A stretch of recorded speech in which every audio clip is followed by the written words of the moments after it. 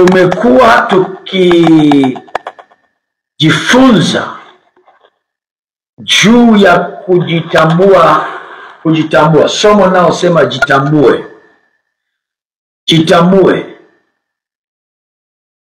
Kama umekuwa ukinifuatilia wiki iliyopita, utakuwa umepata picha fulani juu ya binadamu ni nani.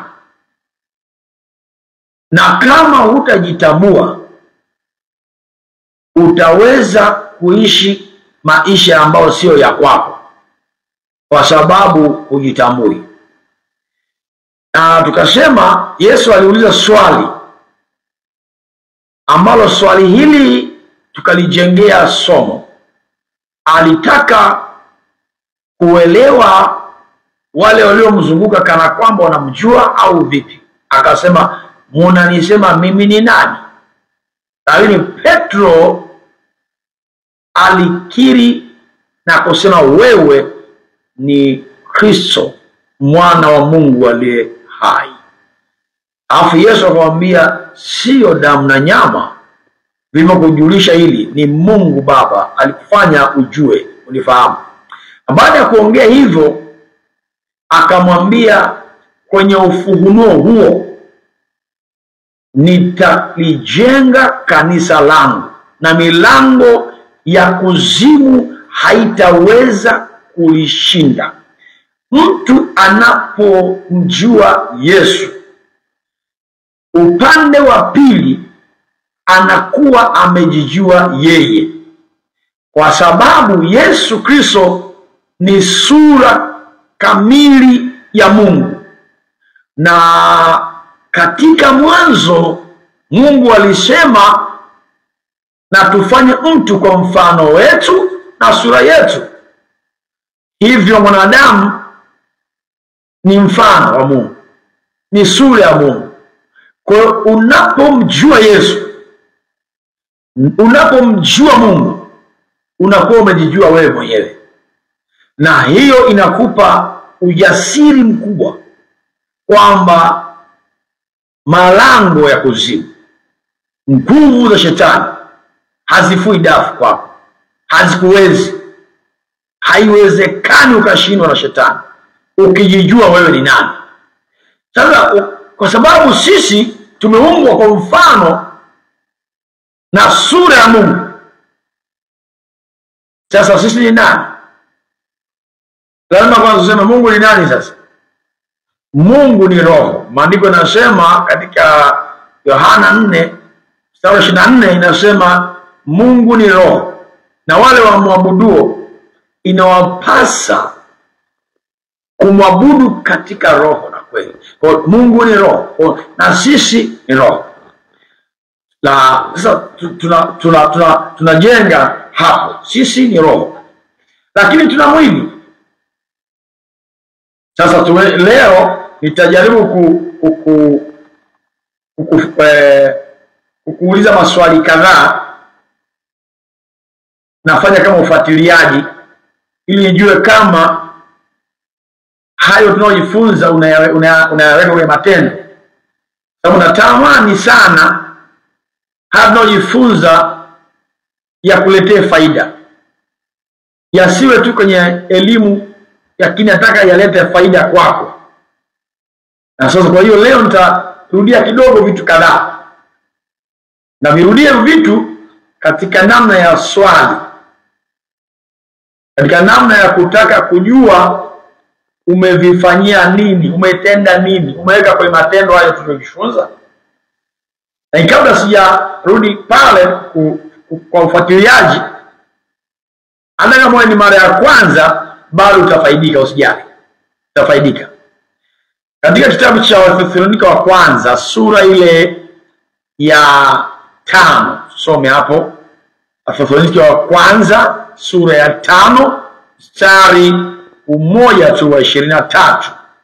Mungu wa amani mwenyewe atakase kabisa, nanyi nafsi zenu na roho zenu na miili yenu muhifadhiwe muwe kamili. Hapo nataka tuchomoe tu kuweka msingi kwamba kuna vitu vitatu vimetajwa hapo. nafsi, roho na mwili. Kwa hiyo tunapotaka kumjua mwanadamu lazima tujue kuna vitu vitatu ambavyo vipo ndani ya mwanadamu: roho, nafsi na mwili. Kwa hiyo mtu ni roho. Mtu ni roho, anayo nafsi, anaishi katika mwili. Kwa uzingatie usije kasahau. Mtu sasa tumeona ni roho, anamiliki nafsi, ni kama kitu anachokimiliki. Anayo nafsi, anaishi ndani ya mwili. Kwa mtu sio mwili wala mtu sio nafsi, bali mtu ni roho. Lakini hivi vyote vitatu vina uhusiano muhimu sana, huwezi kuvitenganisha. Mwili ni wa muhimu, nafsi ni ya muhimu, roho ambao ni wewe ni muhimu. Na ndio maana Yesu alitumia muda wake mwingi sana kushughulika na mambo ya mwilini, kwa sababu mambo ya mwilini ni muhimu. Na ndio maana tunaona tunatoka asubuhi kwenda kazini masaa mengi sana, alafu kiroho unaweza kutumia tu maombi saa moja, mawili au matatu, lakini masaa mengi tunatumia katika mwili, na ni sahihi kabisa, sio vibaya. Na ndio maana Yesu huduma yake ukifuatilia, soma kitabu cha Mathayo mpaka kitabu cha Yohana, utaona huduma yake nyingi ililenga kuwatatulia matatizo watu, kufungua vifungo, kuwaponya wagonjwa na kadhalika. Kwa hiyo ni muhimu sana. Mungu anajali mno hali zetu za kimwili. Sasa kinachookoka ni nini? Watu wengi wanachanganyikiwa na wanafikia hatua hata kusema fulani hajaokoka, anajifanya tu hajaokoka kwa sababu matendo yake na jinsi anavyoongea, huyu hajaokoka huyu. Sasa nataka nikueleze jambo hapa ili uelewe. Kinachookoka ni wewe, ambao ni roho. Roho ndio inaokoka, lakini nafsi haiokoki na mwili hauokoki. Lakini kuna jambo la kushughulikia hivi vitu ili vikae kwenye mkao wa kukutii wewe. Wewe kama roho unaokoka kwa maana ya kuzaliwa mara ya pili, unasamehewa dhambi zako, unakuwa kiumbe kipya, unakuwa mtoto wa Mungu na kuwa raia wa mbinguni ambaye unaishi duniani kwa kazi maalum, ambao pia unatajwa kama balozi wa Mungu hapa duniani, lakini pia unatajwa kama embassy, ubalozi wa Mungu hapa duniani. Kwa hiyo wewe unakuwa ni mwakilishi wa Mungu ambaye ni roho, na yeye mwenyewe Mungu huhamia kwetu, anakaa ndani yetu kwenye roho, anaishi ndani yetu. Kwa hiyo mwanadamu ni roho, na hivyo yeye ndiye anaokoka. Sasa nafsi ni mawazo, ni eneo linalobeba mawazo ambao linabeba vitu vitatu. Linabeba akili, utashi na hisia. Kwa hiyo mahali penye akili ni kwenye nafsi, na penye maamuzi ni kwenye nafsi, na kwenye hisia ni nafsi. Kwa hiyo hapo nafsi, kwa sababu ni akili, imejifunza mambo mengi sana ya dunia hii, ina ujuzi wa vitu vya duniani, na vingi ina ujuzi wa mambo yale ambayo ni magumu, mambo yasiyowezekana kibinadamu, matatizo, magonjwa sugu, hatari mbalimbali na kadhalika. Kwa hiyo nafsi ina ujuzi mwingi. Sasa unapookoka haina maana ule ukweli ulio kwenye nafsi unafutika, upo. Na hapo ndipo unaanza vita. Kwa hiyo roho aliye ndani atakuwa anataka kufanya vitu vya kimungu. Nafsi sasa inakuwa katikati ya nafsi, iko katikati ya mwili na wewe. Nafsi iko katikati ya mwili na mtu ambao ni roho. Kwa hiyo kama wewe ambaye ni roho unataka kitu fulani kiende kwenye mwili, au unataka kuamuru mwili wako upone, unataka kuamuru uchumi wako uwe mzuri, unataka kuamuru usalama na ulinzi, unataka kushinda roho za kichawi na zinginezo, ukifia kwenye nafsi ambao ni akili, ambao ni mawazo, ambao ni hisia, zitakukatalia, zitakwambia hapana, hicho kitu hakiwezekani, usijaribu, hicho kitu hakiwezekani. Na inapokuambia haiwezekani, kiakili ni kweli inakuwa ni kama haiwezekani. Ni kama kwenda kwenye bahari useme njia inapatikana, akili inakwambia haiwezekani. Na ni kweli, haijasema uongo. Akili inakwambia wewe labda una ugonjwa mbaya usio na tiba. Ni kweli kabisa, haidanganyi. Akili imefunzwa, maprofesa wamefanya utafiti, wamejua ugonjwa huu hauna dawa. Ni kweli. Kwa hiyo sasa imani yako ambayo ni roho inaambiwa neno linasema hakuna lisiyowezekana. Sasa inapingana na akili inakwambia hapana, yapo yasiyowezekana. Sasa roho inasema hapana, yote yanawezekana. Kwa kuna bora vita. Kwa unayeteseka sasa hiyo ni mwili ndio unateseka. Kwa hapo katikati kuna mtu kuna kitu kimezuia uponyaji, usifie kwenye mwili. Nasema hapana, mwili hauwezi kupona. Hii shida, huu mwili hautapona, ni kufa. Sasa usiku utafanyaje? Tutajifunza hapo mbele kidogo jinsi ya kushughulika. Nafikiri kuanzia kesho tutaanza kushughulikia sasa nafsi, mawazo vizuri zaidi, ili ujue kwamba mambo yote yanawezekana isipokuwa tu nafsi zetu. Sasa jinsi gani tunafanya nafsi ziweze kusalimu amri? Ndio kitu kinachoitwa kufanya upya. Kufanya upya maana yake kuzielimisha. Kama kudelete, tunafanya kama bahati nzuri simu wote tutatumia. Kudelete zile message mbaya, kudelete yale mambo ambayo yanaseviwa, mafaili yale labda niseme mafaili yaliyohifadhiwa, tunayadelete tuweke mapya. Sasa ile neno kudilisha ndio tunaita kufanya upya, ili neno la Mungu akili iweze kufunzwa kulingana na Mungu anavyosema. Na matokeo yake sasa mwili wenyewe mwili unatakiwa uutiishe, mwili unatakiwa ulazimishe, upe adabu, uwekee nidhamu. Basi mwili unatakiwa uwekee nidhamu, maana mwili pia utakubaliana, mwili una tamaa zake. Sawa, sasa mpaka hapo nimekufanulia, umeanza kuelewa mwanadamu ni roho, anayo nafsi, anaishi kwenye mwili, na kinachookoka ni wewe, yani roho. Nafsi yako haiokoka. Kwa hiyo ukimwona mtu sasa anaongea maneno ambayo hayaendani na wokovu, huyo mtu si kwamba hajaokoka, ameokoka, ila nafsi yake bado iko kwenye ufahamu wa ulimwengu. Kwa hiyo ni kweli hata faidika, atakuwa anaendelea kuita nguvu za ulimwengu mbaya, matokeo yale mabaya yaje kwake kwa mdomo wake.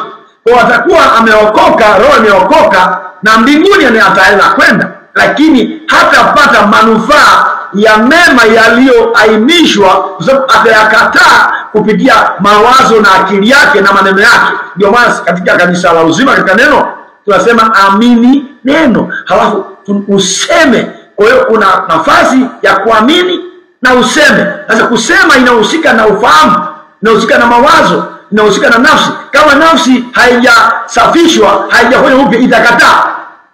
Itakataa, itakwambia hapana, hii kitu tunakosea. Itaongea ukweli halisia, hali yako. Kama wewe ni maskini, itakwambia si maskini. Kama sisi nyumbani hatujengagi nyumba, au familia yenu hawaolewi, itakwambia sisi tumelaaniwa. Kwa hiyo itakwambia ukweli. Wakati unasikia Mungu atuambia hapana, tumeshatoka huko katika neno la Mungu, tumeshafunguliwa katika vifungo vyetu. Kwa hiyo tutajifunza ili tuhakikishe sisi ndio tuwe na nguvu ya kutawala.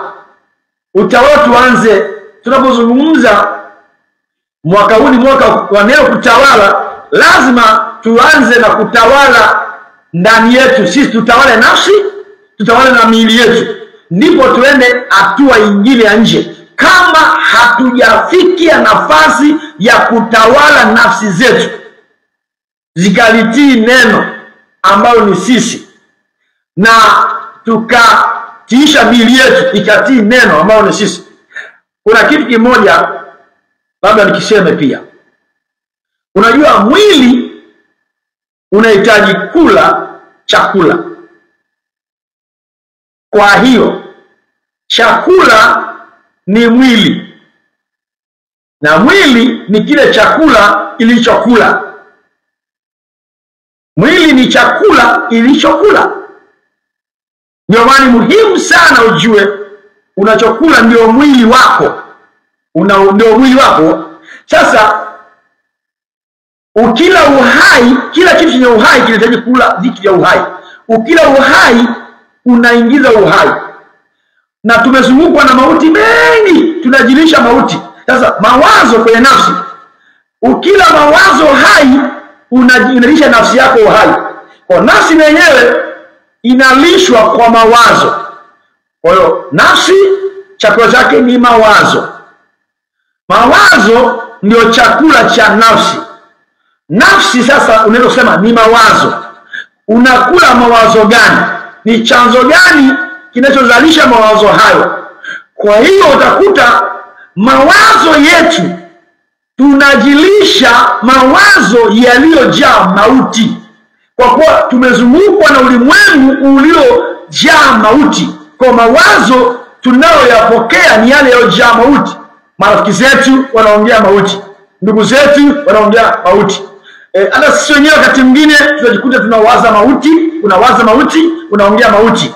Sasa unakuta ndivyo kile unachokula huwezi kuwa tofauti na kile unachokula.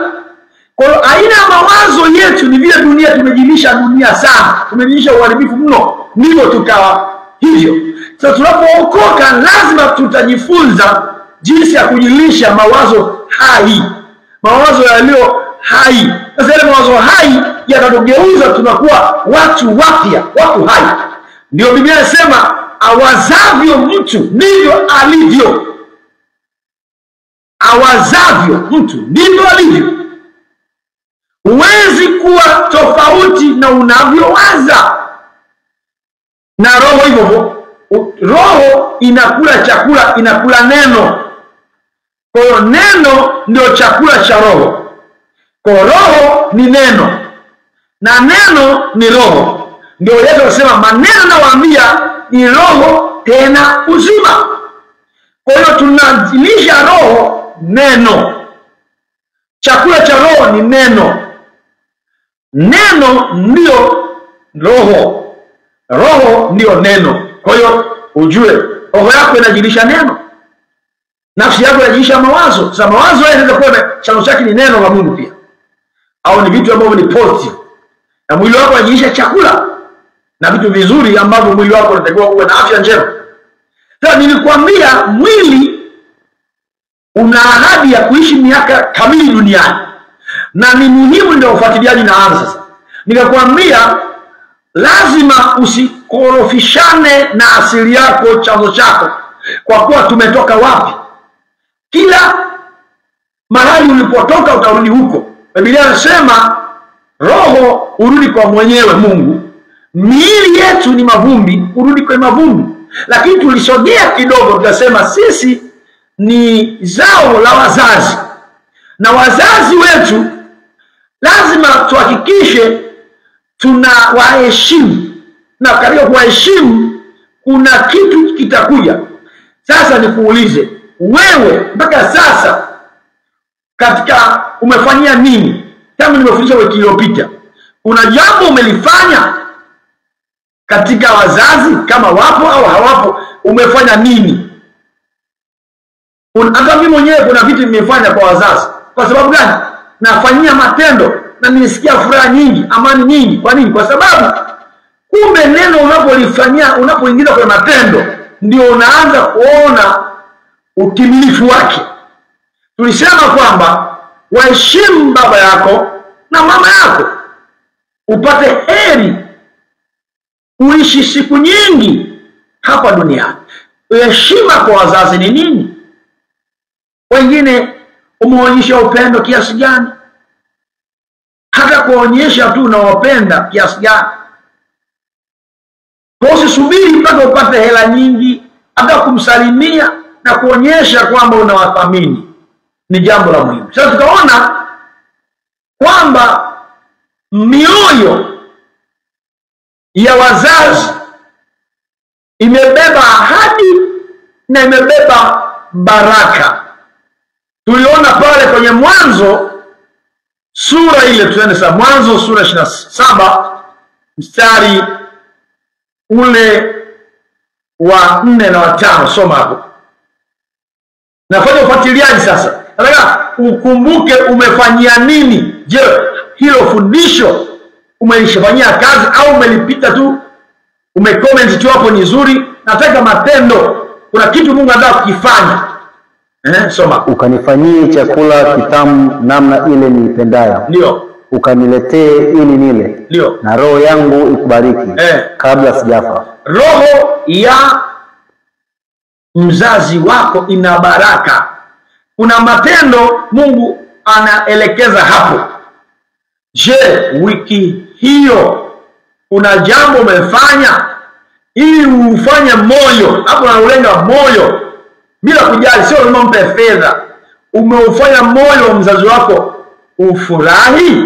Hapo wanasema ili roho yangu ifurahi. Kile kitu roho ya baba yako mama yako inapenda umeifurahisha, ili moyo ule ule ufurahi ukubariki.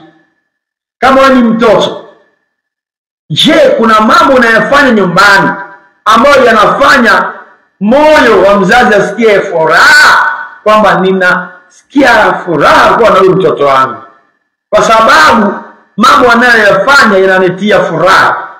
Au unamfanya anasikitika na huzuni? So mstari wa 25 sasa. 25 hapo. Akasema, niletee karibu nami nipate kula mawindo ya mwanangu. Ndio. Ili roho yangu ikubariki. Akamsogezea karibu. Ndio. Naye akala, kisha akamletea mvinyo akanywa. Endelea. Isaka baba yake akamwambia, njoo karibu sasa, ukanibusu mwanangu. Akakaribia akambusu, naye akasikia harufu ya mavazi yake. Akambariki akasema, tazama, harufu ya mwanangu ni kama harufu ya shamba alilolibariki Bwana. Hiyo ndio nilikuombea, hadi kama ombi. Tunaenda sasa kuangalia hizo baraka na kukumbusha, nafanya ufuatiliaji. Nataka uzichukue hizo baraka na zifanye za kwako. Za kwako na tunazimiliki. Endelea kusoma hizo baraka. Mungu na akupe ya umande wa mbinguni na ya manono ya nchi. Mungu akupe ya umande wa mbinguni na manono ya nchi, na wingi wa nafaka na mvinyo. Usipungukiwe wingi wa nafaka na mvinyo. Mataifa na wakutumikie. Mataifa na wakutumikie. Na makabila wakusujudie. Na makabila ya kusujudie. Uwe bwana na ndugu wa ndugu zako. Uwe bwana wa ndugu zako. Na wana wa mama yako. Hata wapendwa ni ndugu zako. Uwe juu hata ya wapendwa walokole wenzako. Na wana wa mama yako na wakusujudie. Na wana wa mama yako wakusujudie. Maana uwe juu. Atakayekulaani alaaniwe. Atakayekulaani wewe alaaniwe. Na atakayekubariki abarikiwe. atakaye kubariki wewe ubarikiwe. Nataka hizi baraka tuzichukue kwa uzito, lakini shughulika na kuhakikisha kwamba unafanya jambo kwa wazazi, alafu zichukue hizi baraka uzitafakari mpaka zizame kwenye mawazo yako, nafsi yako izimeze. Inahitaji uzitafakari hata wiki yote hii mpaka ziwe za kwako, ziwe za kwako. Kuanzia sasa una comment hii ya kwangu sawa, endelea kuzifanya za kwako mpaka ziwe za kwako. Unajua unaposema hii ya kwangu inakuwa bado haijawa ya kwako lakini bado haijawa ya kwako. Unapoendelea kuitafakari usiku na mchana, unapoiombea, unapoomba sema mimi ndio huyu, mimi ndiye mbarikiwa, manono ya mbingu zangu zinadondosha umande wa baraka, unono wa nchi ni wangu. Yaani lazima uombe sasa, halafu unaanza kujitaja kwamba sitapungukiwa nafaka, maana ni mibaraka yote imebebwa kwenye neno nafaka. Na mvinyo ilibeba pia utambulisho wa upako, nguvu za kiroho pia zinatambulishwa namna hiyo. Ndio maana hata Yesu alitumia kama mvinyo kama damu yake. Kwa hiyo alafu anasema sasa mataifa, unapoenda kwa mataifa wakusujudie, wakutumikie. Mataifa unayaweka chini kwamba lazima unitumikie. Duniani hapa tunahitaji mafanikio hapa duniani. Pesa zipo kwa watu, dhahabu ni kwa watu, yani watu ndio wanabeba vitu vyako. Si kwa unaenda kuaibia, yani hata kila mtu ana kitu cha mwenzake. Ndio maana mtu anatengeneza kiwanda, halafu analipa watu mishahara, halafu anatengeneza bidhaa. Hata wakina Facebook wao, maana yake wanataka watu wanaoweka uso zao pale Facebook, ndio watu ndio wamebeba utajiri wa huyo. Watu wa WhatsApp hao, watu wa YouTube nani, wote hao wanatutaka sisi tuitikie mpango wao. Lazima tuingie kwenye mpango wao ili wao matajiri. Wanamuziki wakitoa wimbo lazima tuingie kwenye mpango wao, tuupende wimbo ili wapate pesa. Kwa watu ndio wamebeba vitu vyako. Kwa lazima Mungu akupe ufunuo, mataifa yatakutumikiaje. Kuna vitu ambavyo Mungu anakupa ufunuo ya jinsi ya kuanzisha jambo ili utajiri wa mataifa ukujilie, ukutafute, na Mungu akupe hiyo ufunuo. Sasa nafsi yako utaanza kuota ndoto. Tutaenda kidogo hapo sura 28 baadaye, na kuombea uoteshwe ndoto. Sasa unajua ndoto actually ni wewe pia. Ndoto ni ngazi ya kiroho. Kuna mtu mmoja nilikuwa namfuatilia, anasema kuna wakati aliwahi kuwa mchawi. Sasa unaweza kutembea kutana viumbe vingi, lakini wewe uvione, lakini wenzako wanaviona. Unajua kama malaika wapo, lakini kwa sababu hawaonekani kwa macho yetu haya. Lakini ukiwa kwenye hali ya wanaita kuzimia roho, kama Petro, katika hali ya kuzimia roho ni hali ya kuondoka katika namna ya mwili. Hata mchana tu ndio ukasikuta umepitia kwa usingizi fulani hivi, hata ofisini kwako au hata kwenye kazi yako, hiyo inaitwa hali ya kuzimia roho. Halafu unashangaa unapata maono kama Petro alivyokuwa ameshikwa njaa, akapanda pale gorofani anaenda kuomba, akasikia kama kuzimia roho, akaona kuna shuka linashusha wanyama 4 wa kila aina, lakini anaambiwa amka uchinje ule. Sasa anaanza kujiuliza, mbona wanyama mimi siwezi kula, sijala najisi? Alivyovitakaza Bwana usiviite najisi. Baadaye Mungu anamwambia kuna watu hapo nje wamekusubiri. Na maana unaona, kwa hiyo aliona maono Mungu, kuna vitu vingine anakuonyesha. Kumbe kuna wale watu sasa walikuwa hawajaokoka, yani aliwaonyesha ni najisi, huyu hajaokoka. Sasa anasema mimi nitaendaje kushirikiana na watu waliookoka? Mungu anambia usiwaite hao watu wasiookoka najisi, mimi nimewatakasa, nenda. Kwa hiyo kuna vitu vingine ndio hivyo. Sasa kuna viumbe ambavyo vipo vinaendelea duniani, vinapita, vingine vina madhara, mapepo. Ndio mmoja sasa ndio alikuwa anasema wewe alikuwa mganga, alikuwa mchawi fulani, ameokoka, ni mtumishi. Anasema alienda mahali akaona mtu mmoja amepanda fisi. Huyo fisi aliyempanda anaingia kwenye hoteli. Lakini watu wamuone. Akaingia na fisi, alafu akaenda fisi akapotelea kwenye hoteli na huyo mtu mie akapotelea hapo ndani. Sasa yeye akaenda pale ndani. Kumbe ofisi ndio labda ndio wateja kwenye hiyo hoteli. Lakini alipokuwa amekaa pale yule muuzaji, kuna watu wawili walikuwa uchi. Yule anayepokea pesa na mtoto wake mmoja. Lakini kulikuwa na wauzaji wengine wamevaa nguo. Kwa hiyo sasa watu waone yule naona. Sasa ni viumbe vinavyofanya kazi ulimwengu wa roho. Sasa ndio nataka kuonyesha kwamba Mungu akufunulie jambo. Uanze kuona vitu vyako ambavyo ni vyako. Kuone pia na adui ni wapi ambaye amesimama kukwamisha vitu, umpangue. Kuna vikwazo vingi viko rohoni, vimewekwa mbele yako. Lakini huwezi kuviona. Sasa kama wewe si muombaji, sio mtu wa kiroho, ina maana unaenda kichwa, kuna mashimo yamewekwa mbele yako. Kuna lishimo. Unaenda tu kutumbukia. Kiroho unakuwa umeshatumbukia. Kwa hiyo kuna mashimo ya kiroho, lakini ukiwa unafunuo wale mashimo yanajifukia. Huyo mtu mmoja alikuwa anatoa ulinganifu. Anasema siku nyingine alikuwa amejipanga ili afanye ajali kwenye gari moja. Ilikuwa ni kama Noah, imekuja familia moja, mwanamke alikuwa anaendesha hiyo gari. Sasa alikuwa anaendesha, ghafla yule mwanamke yeye anategesha gari pinduke, anyonye ichukue damu za watu. Sasa yule mwanamke akasimamisha gari, kashuka chini kama vile anaangalia kitu fulani. Sasa yule mchawi akashangaa sana. Huyu mwanamke wania msimamisha gari, akapanda. Akaendelea na gari. Kwa familia sio kwa mume wake na watoto kidogo wanaenda kwenye gari. Sasa yule ametegesha ili aipindue ile gari. Alipokaribia ile gari pale, nuru kali sana ilishuka ikamkamata ikamtupa mbali. Alikaa kwa masaa sio mengi sana. Kwa hiyo akaeleza jinsi mtu aliyeokoka alivyotishio na hatari kwa mitego. Kwa ndio tunasikia kwamba wewe uliokoka kuna mitego mingi sana. Kumbe ajali nyingi kuna viumbe vimekaa pale viangushe gari.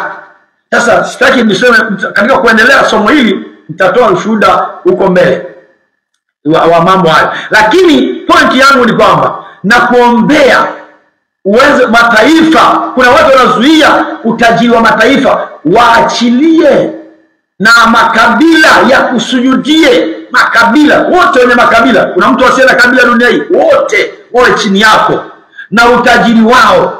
Hiyo na kutamkia. Sasa zingatia tu, hizi ni baraka za mzazi tu.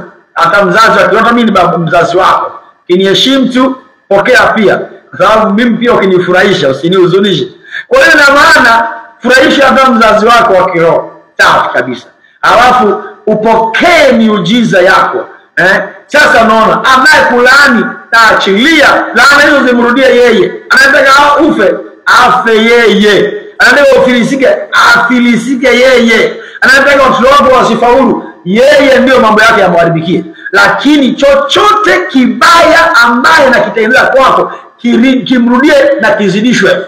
Laana yoyote ibadilike iwe baraka, kama vile Balaamu alipotengeneza laana, alipozituma zikageuzwa juu kwa juu zikawa baraka, yani ziwe juu kwa juu.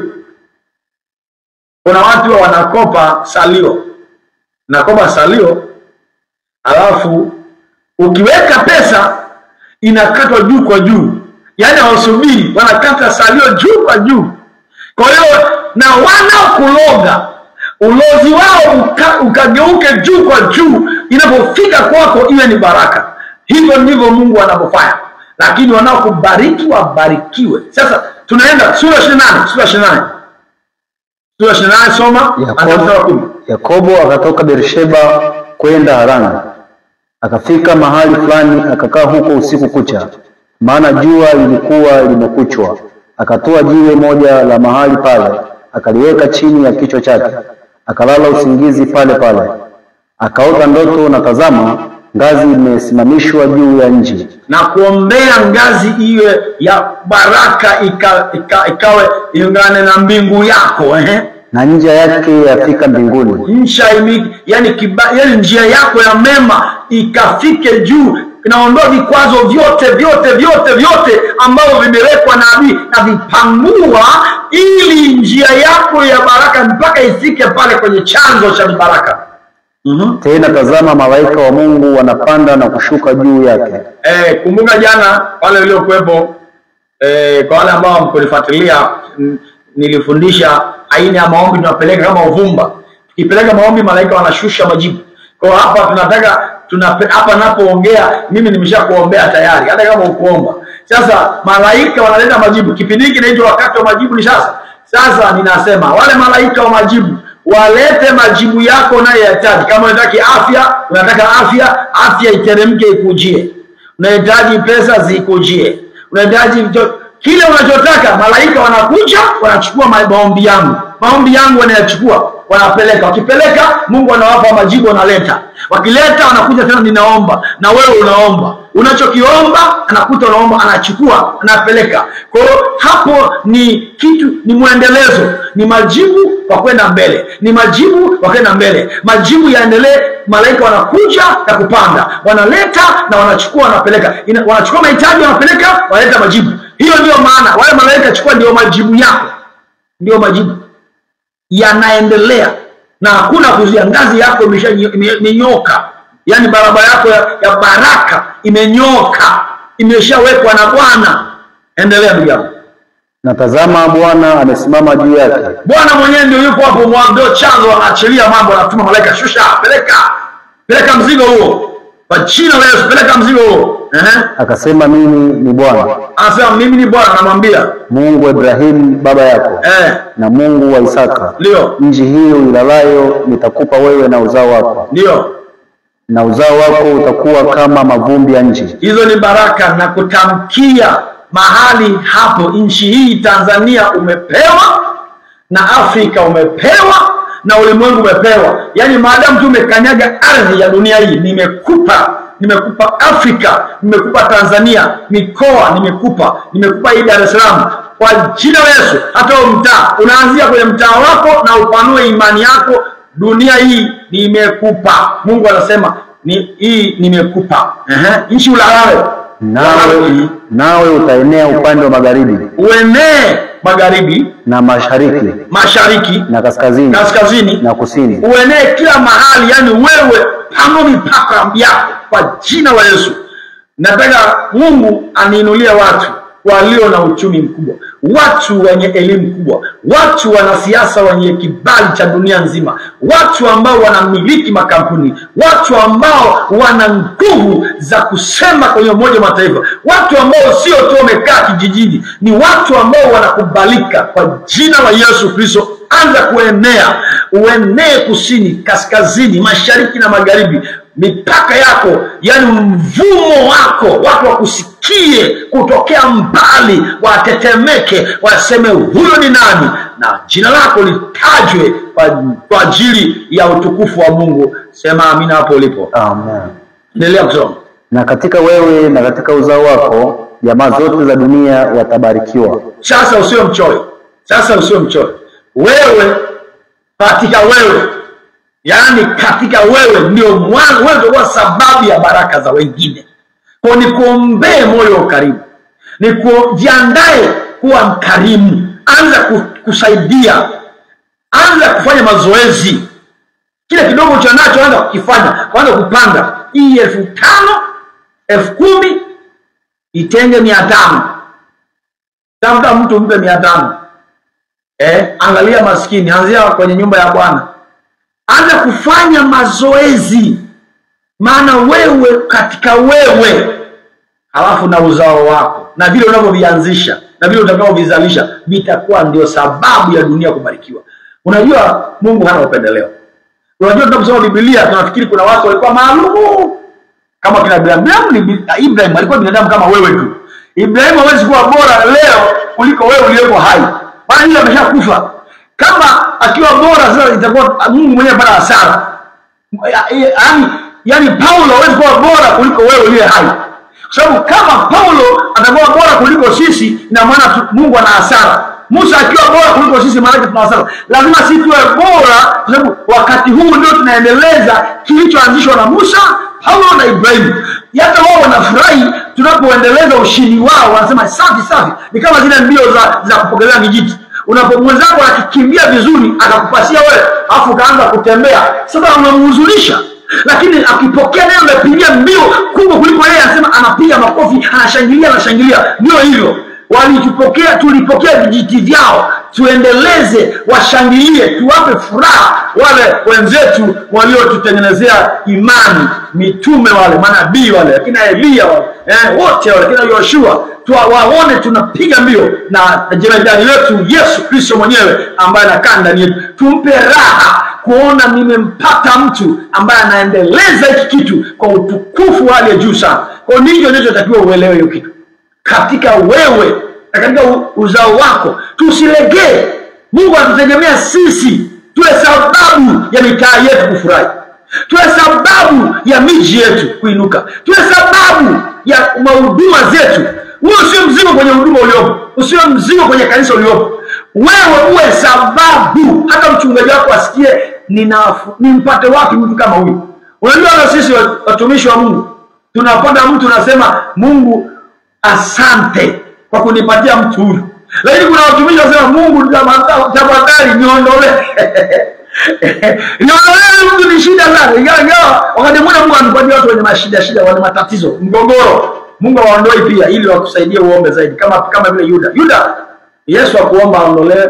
Kwa wakati mwingine kuna watu ni mgogoro, lakini sasa hawana baraka. Sasa usiwe ni mtu wa mgogoro. Kwa hiyo wewe fanya baba yako, mama yako asikie raha, nimezaa mtoto. Haleluya. Yaani kama hivi leo nimemtumia mamangu kitu fulani, amefurahi, ametamka maneno kama yote ya baraka. Sasa unaona kitu kidogo tu. Salamu pengine kavocha tu. Yaani unasikia amekumbukwa, anasikia anatamka maneno kama yote ya baraka. Ni muhimu sana ujue Mungu anatenda neno lake. Endelea ndugu wangu tumalize. Na tazama mimi nipo pamoja nawe. Nitakulinda kila uendako. Mungu awe pamoja nawe. Na kutamkia Mungu yupo pamoja nawe, atakulinda kila uendako.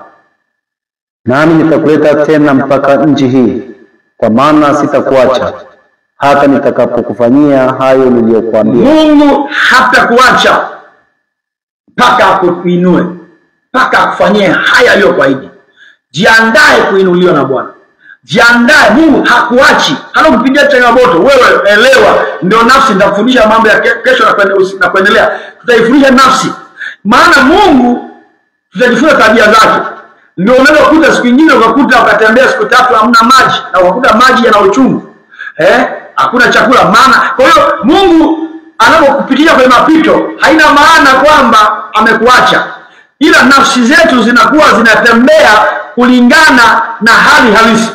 Tukipata mema nafsi inafurahi, tukiona mabaya nafsi inahuzunika.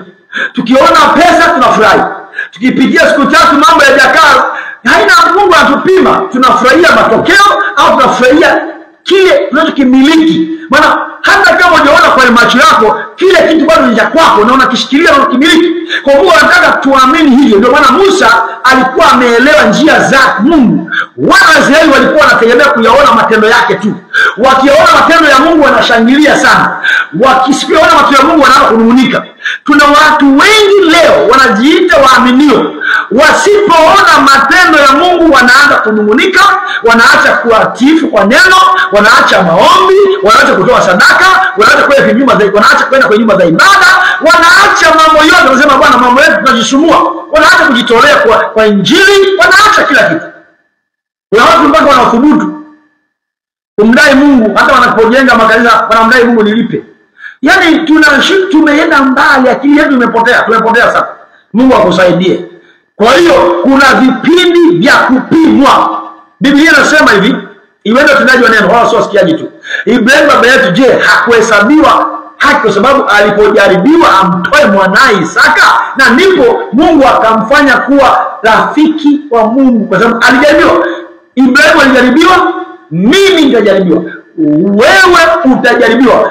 majaribu yale ya Mungu ni kwa uzuri, ni mtihani tu, ili wewe kama duniani unajaribiwa mtihani uwe doctor au professor au whatever. Si mtihani tu, mtihani kwani una shida gani? Si unapima uwezo wako. Kwa hiyo mitihani itakuwepo. Lazima tuitaifundisha nafsi ijue jinsi ya kufanya mitihani ya Mungu. Kuna majaribu ya kishetani, Kiingereza nasema vizuri zaidi. Kuna temptation ambayo ni ya shetani. Temptation ni ya mashetani na kuletea majaribu yale ya kishetani. Alafu kuna test, kuna jaribu ambao Kiingereza inaitwa test. Kwa hiyo test inataka upate ufaulu. Lakini temptation inataka kukosesha kwa mpango wa Mungu uingie kwenye dhambi. Kwa hiyo dhambi ni majaribu ya kishetani. Lakini kama unajaribiwa kumtolea Mungu, kumtumikia Mungu, una mambo kutenda wema na kadhalika, hayo ni majaribu ya Mungu. Majaribu ya Mungu kumsaidia mtu fulani ambaye unasikia kabisa amekwama ada, unasikia Mungu anakuambia kamlipia ada, hiyo ni jaribu la Mungu. Wewe huna kutumia hii hela yote mpelekee mtu fulani, fanyie mkatie bima. Sasa hapo usifundishe mambo ya bima, lakini najaribu kuonyesha jaribu la Mungu, jaribu la Mungu. Jaribu la Mungu. Hapo mimi nafundisha neno, sifundishe bima. Tuna maana sasa wakati mwingine kianza kuandaa bima nyingi unaandaa kubwa ili ukatumie bima yako. Mimi nataka nikupe neno zaidi. Mimi sina elimu ya bima, nina elimu ya neno. Kwa hiyo nataka nikufundisha zaidi neno. Wale wanaofundisha bima watakufundisha na wenyewe, lakini maana nikikufundisha bima nitakuandaa kubwa. Kwa hiyo nakufundisha neno, lishike neno. Na sikukatazi kutafuta bima, sikukatazi kuwa na bima, ni nzuri tu. Lakini sasa kila mtu afanye nafasi yake. Mimi nahubiri neno, ndio ambalo nimepewa. Kwa neno ndio sisi daktari wetu. Neno ndio mponyaji wetu. Neno ndio maisha yetu. Tujilishe neno, imani ipande juu. Mungu apewe utukufu. Sasa umefuatilia, umefanyia kazi. Nilikwambia weka nidhamu, umeshaweka nidhamu. Tuseme mwili utiishe nidhamu ili mwili uupe adabu. Je, umeanza kuomba kwa ratiba ulioiandaa? Maana mwili hauwezi kuomba. Je, umeanza kusoma neno? Hiyo nilikufundisha kwenye Wakorintho wa kwanza 9:27. Ninautesa mwili wangu na kuutumikisha. Maana lazima mwili sasa, ninajaribu kuambia, umeshaufanyia mazoezi? Umeanza kuomba muda gani? Fanya tathmini. Tangu nimekufundisha maombi yako yabadilika? Umeshabadilisha maombi? Unaamka saa ngapi? Je, mwili kuambia rudi kulala unaamka? Sasa hapo ndio unajua umefeli au umefaulu. Kwa hiyo ninachokifundisha ndio kila ninachokifundisha weka kwa matendo. Hili somo ni la kwa matendo. Tunataka mwili tuutiishe. Mwili una upinzani. Biblia inasema mwili unashindana na roho. Warumi 8 ile. Mwili mwili ni mauti. Lakini nia ya roho ni uzima na amani. Kwa hiyo mwili tunautiisha. Mwili ungependa ushibe, ungependa ulale, ungependa ununulie kila kitu kizuri, kila kitu, lakini humo unaingia na mauti bila wenyewe kujua. Baadaye unakwambia naumwa, baadaye unakwambia nina uvimbe, baadaye unakwambia sitembei, baadaye unakwambia tayari na umeingiza sumu. Yani ni mwili linataka, kama wewe hujaokoka unanisikiza, mwili unakutakia piga bia moja leo, piga 2 3, moja baridi, piga konyaji, piga sweet wine. Kwa hiyo unakuta ni mwili unataka hayo yote. Baadaye halikwambii kwamba sasa tunajiua wenyewe, tunaumiza ini, tunaumiza figo, tunajimaliza. Halikwambii. Nakwambia piga pesa unazopiga, tumia pesa kufa kwaja. Wananisema watu kama hao, yani watu wanapopiga kata mti kata mti, panda mti, yani ondoa hiki weka hiki. Hapo wananisema, lakini baadaye mwili unapata sumu nyingi, baadaye unakufa. Sasa lakini mwili ulikuwa unakufanya matendo hayo yote.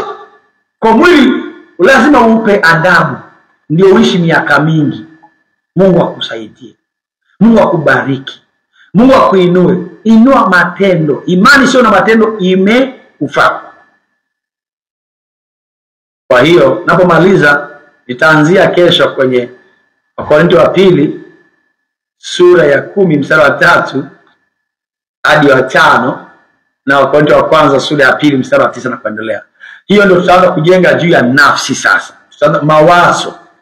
Tutaanza kushughulika juu ya mawazo. Nasema ingawa tunaenda katika mwili lakini hatufanyi vita. Maana tuko vitani. kwa jinsi ya mwili, kwa sababu ushindana kwetu sio juu ya damu na nyama. Lakini silaha zetu sio za kimwili, zina uwezo katika Mungu hata kuangusha ngome. Tukiangusha mawazo, tutashughulika mawazo na kila kitu kinachoinuka kinyume na mpango na elimu ya Mungu, lazima tuondoshe. Tukiteka nyara kila fikra, mafikra, ili nipate kumtii Kristo. Kwa hapo ndipo tutashughulika mawazo yetu. Wana wa Israeli wakasema nafsi zetu tukajiona kama panzi. Kwa tutasaidia nafsi isijione kama panzi, ili nafsi yako isijione kama panzi. Kumbuka nimeongea juu ya mwili, sasa nataka kuanza kuongea juu ya nafsi. Tutaanza kuongea kuanzia kesho kuangalia juu ya mawazo. Napoongea nafsi naongea juu ya mawazo. Lazima tushughulikie mawazo, maana hiyo ndio refabi. Mawazo yakikatalia utoki, nafsi yako ikikatalia utoki. Wengi wako mahali walipo sababu akili zao zimekataa. Hata ukisemaje sema mimi ni maskini, hata ukisemaje sema mimi ni mtu aina hii, yani akili imeshakwambia mimi bana, wewe sema hiyo ni ya wengine, sio mimi. Kwa hiyo lazima tuisaidie nafsi. Kila mtu, Mungu hana upendeleo. Mungu hana watu wa kipekee. Hakuna mtu aliyepewa alama abarikiwe mwingine hapa. Ni wewe unaamua. Ni akili yako, ni nafsi yako ndio kizuizi. Tuifanye upya, tuiponye, tuifanye iwe tayari kuruhusu vitu vya Mungu viweze kupokelewa, na utapokea. Sababu Mungu anataka tupatie majibu. Mungu atupenda, Mungu atujali, Mungu atuthamini. Mungu hajatuweka duniani tuumie, tuteseke. Hapana, Mungu akusaidie uinuke, ushinde. Kila kitu kilichopandwa ndani ya nafsi yako king'olewe.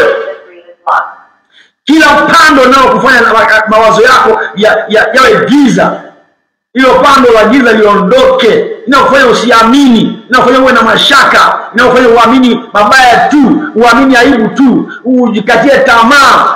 Hakuna kukata tamaa maadamu anayetushikilia ni Muumba, ni Bwana aliyetuumba. Hakuna kukata tamaa, tutamwamini mpaka mwisho. Yeye ndiye tumwaminie. Hatuamini mazingira, hatuamini wanadamu, hatuamini nani, hatuamini wasomi, maprofesa, tunamwamini yeye, chanzo cha pumzi yetu. Hujachelewa na hutachelewa. Wewe muamini Bwana, yeye aliyesubiri Elizabeti na Zakaria mpaka wakawa wakongwe. Kwa nini alisubiri wakongwe? Anajua mwenyewe kwa nini alisubiri wakongwe. Wakamleta Yohana Mbatizaji. Kwa nini alisubiri Ibrahim na Sara wale mpaka wakome mambo ya baraka za watoto? Ni mambo ya Mungu, ni tofauti na sisi. Lakini kuna mtu atazaa kitu kimoja tu kitatawala dunia nzima. Leo hii Sara amemleta mtu mmoja tu, Isaka. Dunia nzima tunamhubiri. Kwa hiyo lakini wengine wamezaa watoto wangapi? 10, 20, lakini hatumtaji hata mmoja. Kuna muujiza umeshikiliwa. Huo muujiza ukifunguka tu, dunia nzima itakusherehekea. Kuna mume wako ameshikiliwa, wewe atafunguka, utampata. Yaani kuna kitu kimeshikiliwa, kinaachiliwa na kiachiliwe kije ukipate. Na achilia upako wa Roho Mtakatifu, ikivutwe kije kwako, kikupate kwa jina la Yesu. Na tengeneza njia ya kitu chako kikufikie, muujiza wako ukufikie, ukipokee, ukimiliki. Na tengeneza njia, barabara yako na iwekea usalama, ulinzi wa malaika kwa jina la Yesu. Malaika wakuletee, wakupe, maana wameleta, ngazi imewekwa, wamekuletea kwa utukufu wa jina la Yesu. Sema amina. Amen. Tumefikia mwisho leo. Kipindi chetu tumefikia mwisho. Sasa unajua wewe ndio sababu ya baraka, Si unajua Sasa wewe sababu ya baraka pia kwenye kipindi hiki kwa sadaka. Kipindi hiki tuna mabando tunaweka. Na nashukuru sana nyinyi mnaotoa sadaka. Mungu awabariki sana. Mungu awabariki sana. Yaani vitu vidogo vidogo kama hivi ndio watu hujitofautisha. Unapokuwa tu na neno likija unasema okay, mimi natoa hata hii 500, hata hii 1000. Ina maana wewe unakuwa unaenda na neno. Mimi sio mimi, wanaoambia ni wengine. Mimi sio mimi. Wewe unajiondoa kwenye nafasi. Kumbuka hili neno Bwana ameleta chini ya upako na Mungu amekubariki. Kwa hiyo Usiende mikono mitupu mbele za Bwana. Sio tuko mbele za Bwana. Mungu akubariki. Sasa namba ya kikapu cha sadaka ni hii. Namba yetu ya kikapu cha sadaka ni 0714 78 34, yani 0714 78 34. Basi tuma jina litokea Moses King.